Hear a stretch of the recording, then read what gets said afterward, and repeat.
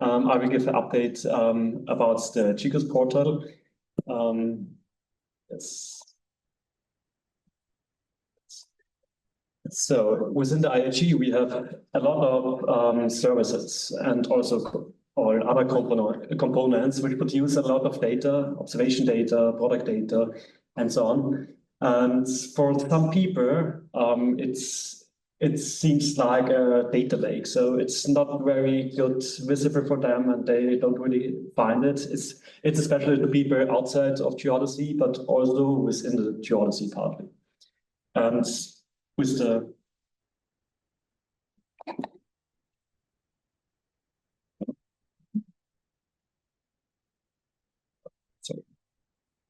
the GGOS portal, we would like to solve this problem.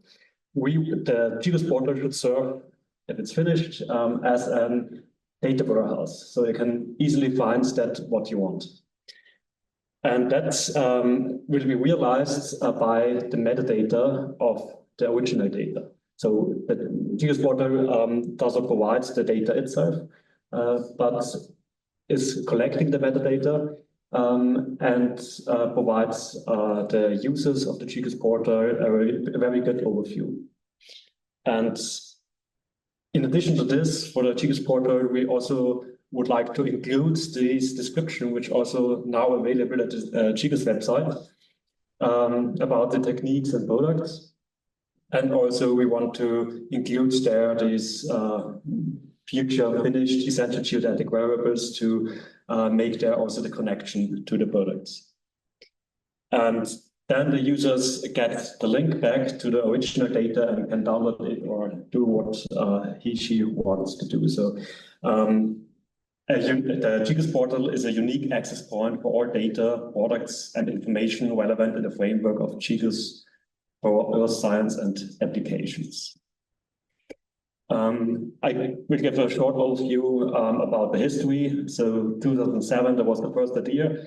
It was also written down in the GGOS book. And between 2009 and 2011, the first prototype was developed by the BKG. You can also see here a screenshot of it.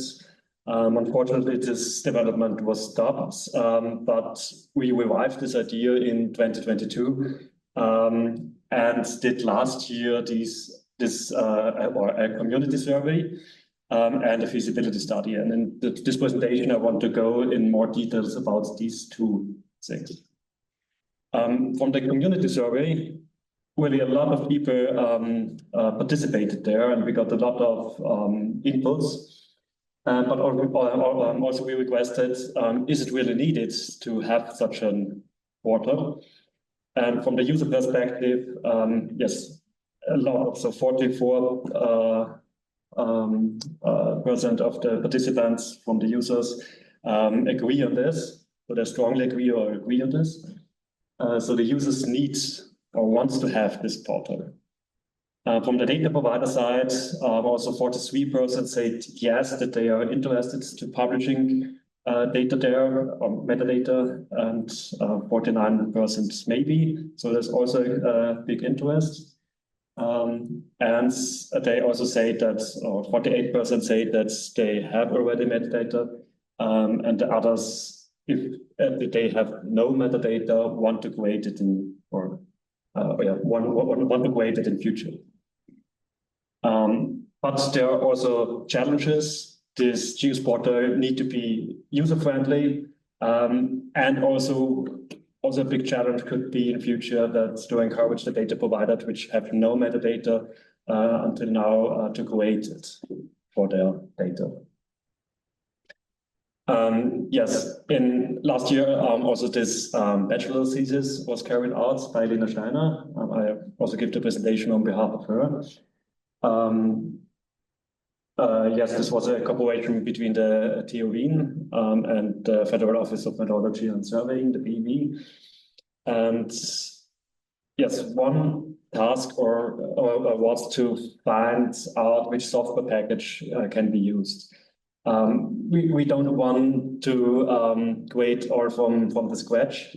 So we searched for software packages which can be more or less easily use the data and so have an graphical user interface and so on. So, and we came on these two, Sehnal and GeoNetwork, and it came out that GeoNetwork would fit best for us for our things that we want to integrate there. So that's GeoNetwork is the recommended package. And from the metadata part, Lena Schreiner also figured out some recommendation how the data should, the metadata should look like. So we have several types of metadata which is provided within Geodesy. You can see some of these formats or things. And the first thing is the readability. And the best format for readability is, of course, a machine readable format. So therefore, we suggest to provide the metadata within XML, JSON, or the best one as an API, or with an API data, interface connecting to a database, of course. The second one, which is very important, is the accessibility of the metadata, and therefore, as I said, an API interface would be the best, like this OAI, PMH, or RESTful, or something else. Or it's not the preferred, but it's also possible that you can also provide a downloadable file like XML, JSON. And of course, we need a specific standard of the metadata. The recommendation for the GML, ISO standards, Dublin core format, or if there's no, this standard is not available, such an XSL transformation file or a new schema description file could be also used for this. Another task of the bachelor thesis was to find out which metadata is already available within the IHE, especially to the IHE services. And we found a lot of data provider or metadata provider. So there is a lot of metadata available for geodetic data, but the majority is not available in a machine readable format or via an interface. So there's a lot of work should be done in future on this. And I would like to highlight, I don't want to go in detail here, but I would like to highlight the best practice example from the GeoDesy data services. So we are on the right location here in Potsdam at GFC. Yes, the GFC data service provides data from 3 services, from the ICGM, ISG, and IGEDS. So they have a lot of records, as you can see here, and they provide it via this API in an API interface. And this is the reason why it's the best practice, because it's very easy to implement it in the GeoNetwork software. I tried it. It took me about maybe 5 minutes or 10 minutes to copy the links or how you can exit this interface, and then I have all these records in this first prototype, I would say, of this GeoNetwork GGOS portal interface.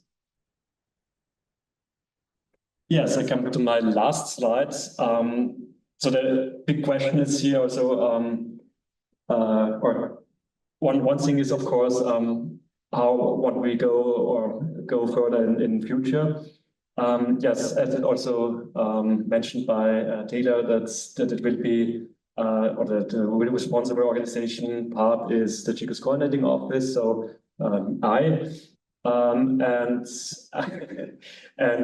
we have also a lot of other things to do now. For example, also the development of the new IHE website and so on, and implements this. And so I think we will start in the second half of next year with really to go further with GGOS portal and to develop it. But of course, we need also a strategy for including this IHE metadata. in the first step, we would like to include the already available metadata, so the machine-readable metadata. Of course, first by this API interface, and then also by these downloadable files, so XML, JSON. And in the second step, then we want to publish a first prototype or first version of this GGOS portal so that people can see how it looks like. And with this, hopefully we can encourage also other data provider to provide the metadata of their data. And of course, we will also help them to create it and go further with this. Okay, with this, I thank you for your attention. And yeah, thank you.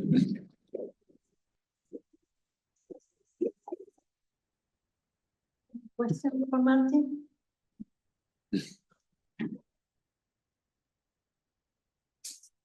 Hi there. Yes, it's okay. Thanks, Martin. I have a question. When you show the metadata standards, I know GeoNetwork is expecting ISO 19115 or 139. Looking at all the DOI activities, I would strongly encourage you to also write a mapping to implement data side metadata standard, because this will be, especially seeing how many DOI activities we have, this can be an additional source for metadata if they are rich. And so it's, in any case, I think that's a bit an issue with this GeoNetwork, but that might have been solved, yeah. I think we have tried, or Lynn has tried it to include the data side metadata, and it's worked. Yeah. So it's now possible in GeoNetwork to was included. But let me know if you need any. Yes, I will ask you. I would actually start with everything that has a DOI. You already have a very rich metadata. But then you have to make sure to connect it to the individual IGS services, and it requires something. You need an automatic mapping. There is a portal that has achieved this, and that's for B2 fine, but we can speak offline too. Yeah. Okay, thank you.